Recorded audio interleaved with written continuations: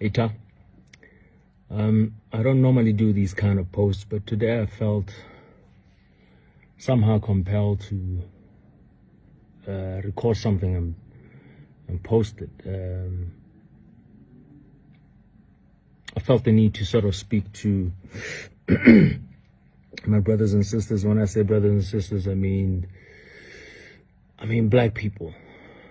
Guys, now is our time. Now is our time as black people to really prove to ourselves that we are worthy of happiness, we are worthy of success, we are worthy of wealth, and that all the dreams that we have, it's really up to us to sort of go out there and push and make sure that we achieve everything that we set out to achieve.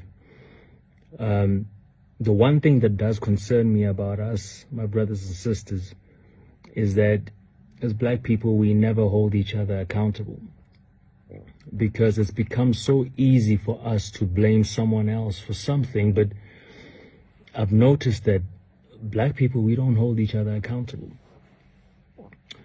Every day I wake up grateful. Every day I wake up with, wow, I'm in awe of God. A lot of people don't know why I say that. They're probably looking at me and going, yeah, well, it's because you have everything figured out. I don't have everything figured out. Going back to this whole thing about being held accountable, we as black people don't hold each other accountable, so we allow certain things to happen, within ourselves and our circles that we shouldn't. First thing is this: we never hold each other accountable and never call each other out when we brutally and blatantly go out of our way to pull down and destroy another successful black person. It's something that happens. It's become so normal that nobody really cares about it anymore. It's normal to trash any black person that sort of pushes themselves and drives themselves to get out of, their circumstance. The harder you work as a black man, the harder it gets. We all know it, there's a saying that it's lonely at the top. It shouldn't be. I feel like there's so much room at the top for every single black person, but it starts with us. Accountability. I made it a point that in my circle, if you're going to be in my circle and you're going to be negative and you're going to be toxic, I'm going to cut you out. I don't care who you are. I'm going to cut you out. I'm not going to even think twice about it. I'm not going to have regrets about it. If you are toxic and negative in my circle, you're gone. You're gone. It's as simple as that. I don't care if you're family. I don't care if you're a friend. I don't care if you're an employee. I just don't care if you are toxic and negative in my circle. You're gone. Why should I keep you? That's what we need. That's the first thing we need to do. We also need to learn how to tell our friends when they're wrong and they step out of line. Because there seems to be this fashion, and it was propelled by social media, where whenever we hear about these black people who are in the entertainment industry, or black people who are in the limelight, or the word that I despise, celebrities, are under fire for whatever reason, that it's black people who always push that narrative and give it traction. You've never heard of white people doing certain things, and somebody writes on social media that whatever white man must fall. It never happens. It's always a black man's name before the stupid must fall hashtag. Here's something that I need to share with you guys, and that we all know as black people. The most talked about, or the biggest conversations that we black people have behind the scenes, and never on social media platforms, and never in public places, or never in front of a big audience.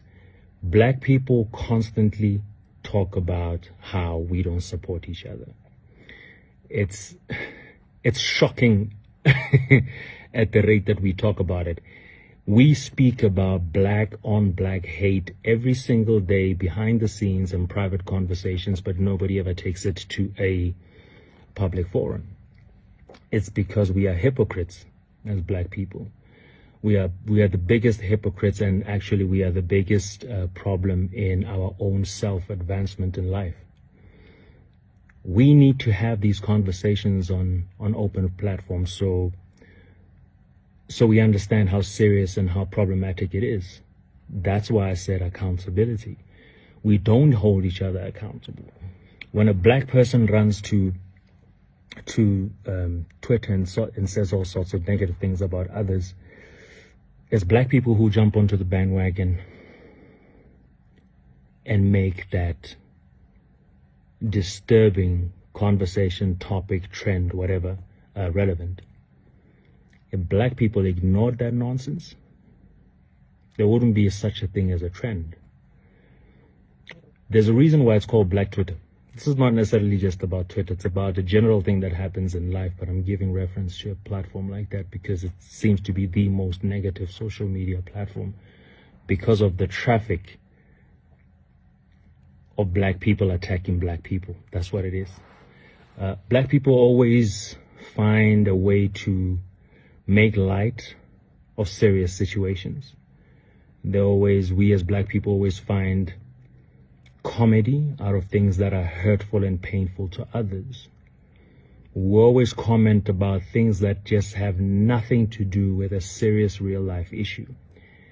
And we make a joke out of it. We call it banter. We call it this, jokes. We call it, oh, come on, relax, we're just making fun. You're making fun of somebody's pain and heartache. I want to say this to you guys that, the reason why that happens is because of this. And this is the whole point of this video. It's because we as black people still do not believe that we are worthy of success. We don't believe that we are worthy of wealth. We don't believe that we are worthy of happiness. The most broken people are the ones that will always try to break others. There's a saying, hurt people, hurt people, hurt people. It's so true. When you get bullies, whether social media or real life, bullies and people who tear other people down, people who are constantly talking about other people, they do this because they are going through the most. They are really miserable, hurt people. They are suffering. So I actually feel sorry for them. I feel sorry for them. There's a certain compassion that I have towards people who are always speaking hurtful and negative things about others, because I know it's a reflection on who they are. It's got nothing to do with others. It's got everything to do with them. Bottom line is this, guys. We need to be able to look at each other and say, hey, stop that nonsense. We need to be able to call each other out and say, no, don't do that. That is BS. Because it is. If we don't do that, we as black people will never really break from these shackles and these chains of, I don't even know if oppression is the right word, but because I feel like we are on self-destruct mode. We are on self-destruct mode because we don't believe that we deserve good. We don't believe that a happy, successful black man is deserving and worthy, because we're always going to try and find a negative about his happiness and his success, which is sad.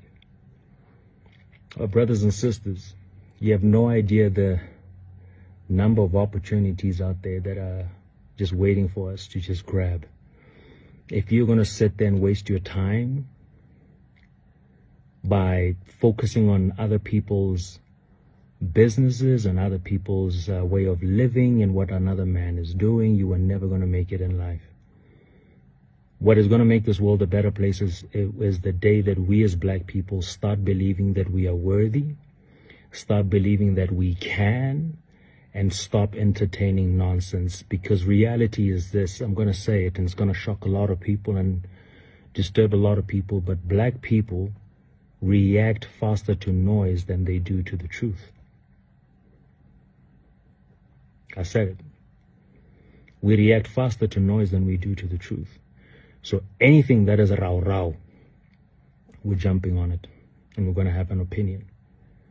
And part of it is because of a very painful thing that I've come to accept about us, is that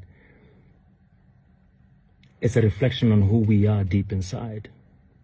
We are lacking. We are hurt. We are sad. We are depressed. We are lonely. So we expect that another man's suffering, another man's pain, another man's hardship is something to celebrate. What are we really doing to each other? We're tearing each other down. We're not building each other. And another thing that is a weakness with us black people is that we're always in competition with each other. I don't know why. Let me tell you something. No man is your competition. The problem is you start looking at your life and you start going, okay, this is my life. There's 50,000 lanes in front of me, and I'm looking at what that guy's doing, that guy's what he's doing, what she's doing, what they're doing. And that's the problem right there. We shouldn't be doing that. We shouldn't be looking at what another man is doing. We should be focusing on what we are doing and what we want to achieve in life. In my life, in my world, I'm alone in my lane. This is my lane, and it's just me. There's no other man, no other human being in this lane that is in front of me. A lot of people ask me how I do it. How I do what? I asked them, how do you succeed? And I said, you assume that I'm successful based on your own ideas on what success is. But let me tell you what success is to me. Success to me is finding inner peace in the life that I'm so blessed to live. It's not about materialistic things. It's not about money. It's about being very happy in the life that I believe I'm blessed to live. Every day that I wake up is a blessing. Every day is a gift. I am successful because I feel extremely grateful for what God has done for me. And that one of the biggest gifts that God has ever given me is the spirit of gratitude. The spirit of gratitude makes me appreciate things as they come. I say this to a lot of people. I say, I never feel like I lose in life. Yet I get hit with losses on a daily. It's tough. Being a black entrepreneur, it's extremely hard. A lot of entrepreneurs know what I mean when I say that. We are hit with challenges that are beyond us. But one thing that should not be one of those challenges is constantly fighting and trying to prove ourselves within our own, or explain ourselves to our own. Somebody said to me the other day, which is something that I hear always, this dude walks up to me and he says, let me know how you got those tenders that you got, because there's no way you can afford the car that you drive with what you do. And I was saddened by that statement, because this was a young black man who honestly feels like I cannot be a black man and drive what he assumes is a car that was meant to be driven by white people. That's very sad. Our perception of being black and successful is that you cannot be black and successful because you cannot be black and successful and be on the straight and narrow. You have to be corrupt. Breaks my heart. That's how little we think of each other as black people. So you see, the problem is actually not